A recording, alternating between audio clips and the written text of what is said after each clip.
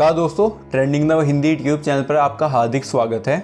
दोस्तों, जून में गलवान घाटी की घटना के बाद से ही सरकार चीन के पीछे हाथ धोकर पड़ गई थी। एक तरफ सरकार पाकिस्तान और चाइना दोनों के खिलाफ ट्रू फ्रंट वॉर के लिए बड़े फैसले ले रही थी। मिसाइल्स, रॉकेट्स और कई तरह के हथियारों की लगातार टेस्टिंग चल रही थी, तो दूसरी तरफ आर्थिक तौर पर भी चाइना पर बहुत ज्यादा निशाने साधे जा रहे थे। भारत में बहुत सारी चाइनीज एप्स को लगातार बैन कर दिया जा रहा था। चाइनीज कंपनियों को सरकारी टेंडर से बाहर निकालकर चाइनीज इन्वेस्टर पर भी रोक लगाई जा रही थी। यहाँ तक तो ठीक था, लेकिन इसके आगे भी भारतीय सरकार ने PLI स्कीम यानी कि प्रोडक्शन लिंक्ड इंसेंटिव स्कीम का भी ऐलान किया, जो कि शुरुआत में तो बस स्मार्टफोन की मैन्युफैक्चरिंग तक ही सीमित थी, मगर इसकी सफलता को देखते हुए भारतीय सरकार ने इस स्कीम को 10 और सेक्टर्स के लिए लॉन्च किया, जिसमें ऑटोमोबाइल सेक्टर भी शामिल था। भारतीय सरकार ने PLI स्कीम में ऑटोमोबाइल सेक्टर में अगले 5 सालों के लिए 57,000 करोड़ रुपए अलॉट किए थे, जो कि अलग अलग ऑटोमोबाइल्स कंपनी को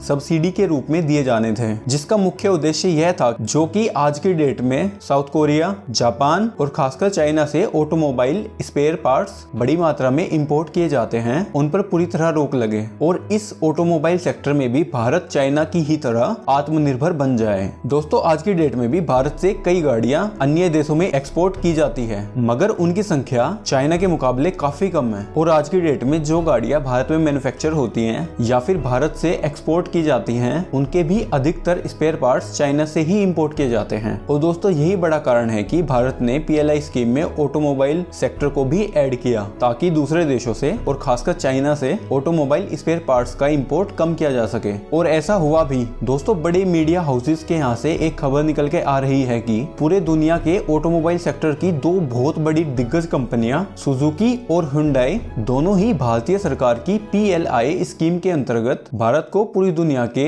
ऑटोमोबाइल सेक्टर का ग्लोबल एक्सपोर्ट हब बनाना चाहती हैं। जापान से संबंधित सुजुकी कंपनी की बात करें तो सुजुकी भारत की PLI स्कीम से इतनी ज्यादा खुश है कि वह भारत को अपने सक्सेसफुल कार मॉडल मतलब स्विफ्ट का ग्लोबल प्रोडक्शन हब बनाना चाहती है, और वह जापान और दुनिया की बाकी लोकेशंस पर स्विफ्ट कार की प्रोडक्शन लाइन पूरी तरह बंद करके भारत में शिफ्ट कर देगी। इसी के साथ बाकी और भी कई सुजुकी कार के मॉडल्स भारत में ही मैन्युफैक्चर होंगे, पर दुनिया के 150 से ज्यादा देशों में बिकने वाली स्विफ्ट पूरी तरह मेड इन इंडिया होगी। हुंडई की बात करें तो कंपनी भारत में बने स्पेयर पार्ट्स को यूरोप से लेकर साउथ अमेरिका और दुनिया के अलग अलग कई देशों में एक्सपोर्ट करने पर विचार कर रही है, जिसे चाइना के बाद अब ऑटोमोबाइल पार्ट्स का अगला एक्सपोर्ट हब पूरी तरह भारत बनेगा। आज के समय हुंडई भी भारत में मैन्युफैक्चर होने वाली गाड़ियों के स्पेयर पार्ट्स के लिए पूरी तरह चाइना पर निर्भर थी, मगर अब हुंडई कंपनी ने तय किया है कि वो चाइना से अपने स्पेयर पार्ट्स की प्रोडक्शन लाइन का बड़ा हिस्सा भारत में शिफ्ट करेगी। एक स्ट्रेटजी के मुताबिक हुंडई कंपनी के दुनिया के अलग अलग देशों में असेंबली प्लांट्स तो होंगे, पर वहां पर असेंबल होने वाली गाड़ियों के स्पेयर पार्ट्स भारत में ही बने होंगे, यानी कि मेड इन इंडिया होंगे, और यहाँ मतलब भारत से उन देशों को एक्सपोर्ट किए जाएंगे। कोरोना महामारी से सीख लेकर सुजुकी और हुंडई के अलावा और भी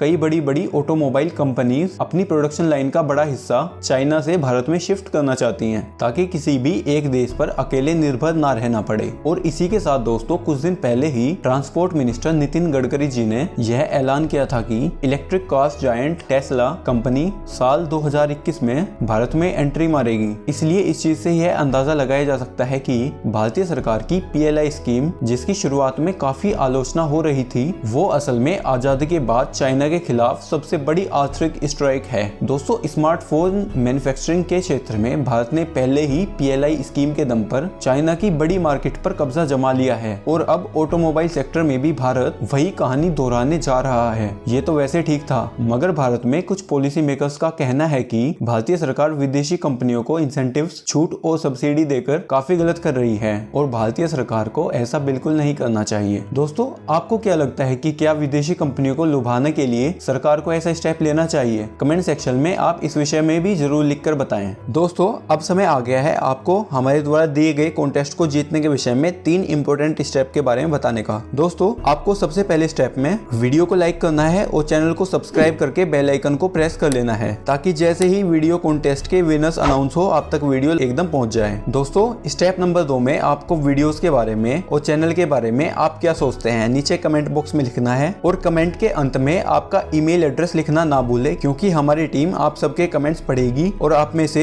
20 लोगों के कमेंट्स जो हमारी टीम को सबसे ज्यादा पसंद आएंगे उन्हें विनर्स चुना जाएगा। दोस्तों, स्टेप नंबर 3 में आपको इस वीडियो को आपके फेसबुक और व्हाट्सएप पर शेयर कर देना है। तो दोस्तों, यह कॉन्टेस्ट जीतना बहुत ही आसान है। बस आपको ये तीनों स्टेप्स को बहुत ध्यान से फॉलो करना है और ज्यादा से ज्यादा कमेंट करने हैं, ताकि हमारी टीम आप सबके कमेंट्स पढ़े और सबसे ज्यादा अच्छे जो कमेंट्स हमें लगेंगे उन्हें हम चुन लेंगे। दोस्तों, आने वाले 7-8 वीडियो को बहुत ध्यान से देखें, क्योंकि प्रत्येक वीडियो में हम 2 से 3 लकी विनर्स के नाम अनाउंस करेंगे। दोस्तों, आशा करता हूँ कि आपको ये सब स्टेप समझ आ गए होंगे और ये वीडियो भी बहुत पसंद आया होगा। दोस्तों, मैं मिलता हूँ आपको अगले वीडियो में, तब तक के लिए जय हिंद, वंदे मातरम।